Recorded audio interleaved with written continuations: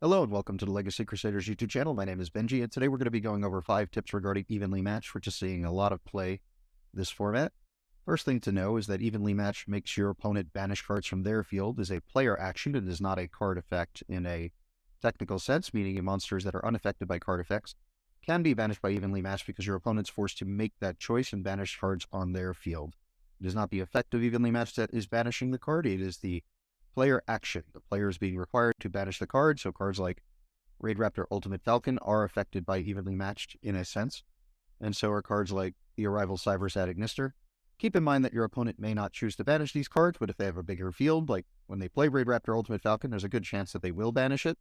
But a card like the Arrival Ignister is that deck's intended end play, so the odds of them banishing the card that you would want them to banish is very low. The next thing to know is that because the card is being banished by your opponent and not your card effect, cards that would normally trigger when they leave the field will not be able to activate, such as Mirror Jade, the Iceblade Dragon.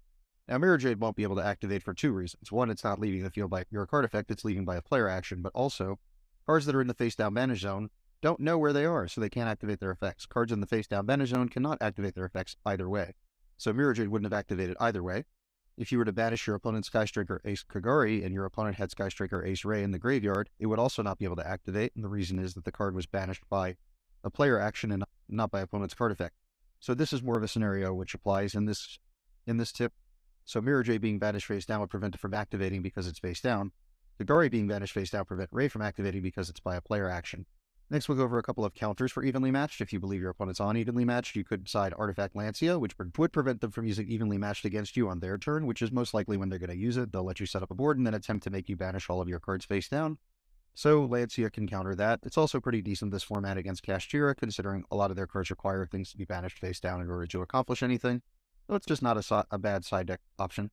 Alternatively, if you're on a trap deck, you might want to play something like Solemn Judgment, which has a bit more versatility. The big problem here is that evenly match is not once per turn, and if people are siding multiple evenly matches because it covers both the back row matchup as well as the front row matchup.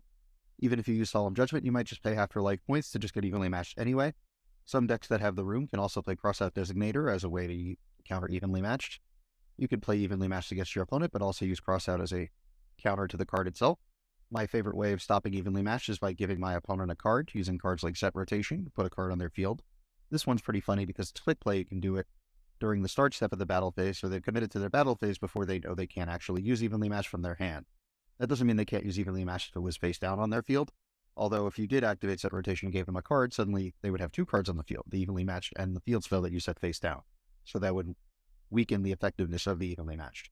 Other things people have been doing to give their opponent cards to prevent them from doing too much with evenly matched are things like Nightmare Corrupt or Ibli.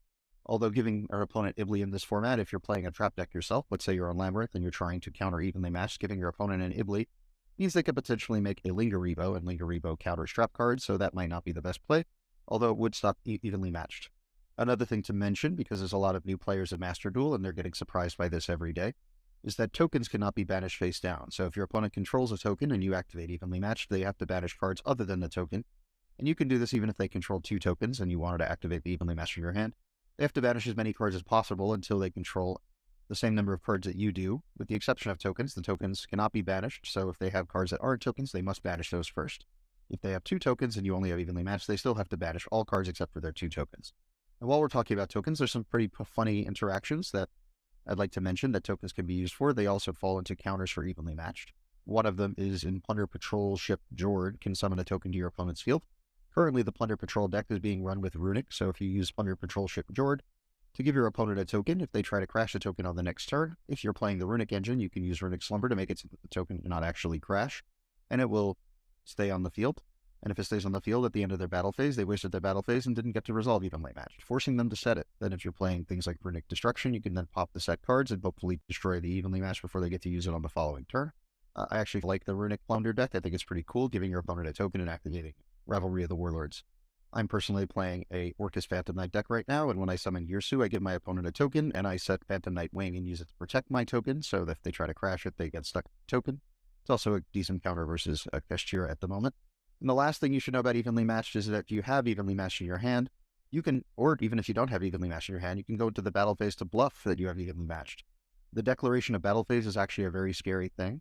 So when someone declares battle phase, people like to activate a lot of their cards at the start step of the battle phase before you're fully committed into what the play line is. You could potentially force your opponent to activate a bunch of cards they wouldn't normally activate just by threatening the battle phase. But they could always have cards that actually do something. Just to mention a few more cards that would actually stop evenly matched that I may have forgotten would be things like Mind Crush or a Pointer of the Red Lotus that look at your opponent's hand. Declaring battle phase is actually used to be pretty funny when you would go declare battle phase because your opponent would play Mind Crush back in the day and they would declare evenly matched, and when you didn't have evenly matched, they would simply have to discard a card, which was pretty funny. Also, if you're not going to be able to break your opponent's board, declaring battle phase to see if they trigger off a bunch of effects in the wrong order or mess up their own play can only help you if you were just going to set 5 and pass in your trap deck. So that's going to wrap this up. If you found this helpful, please make sure to leave a subscribe. Leave any comments below if you have any questions or know any other cool plays you can do with evenly matched. And I'll see you guys next time.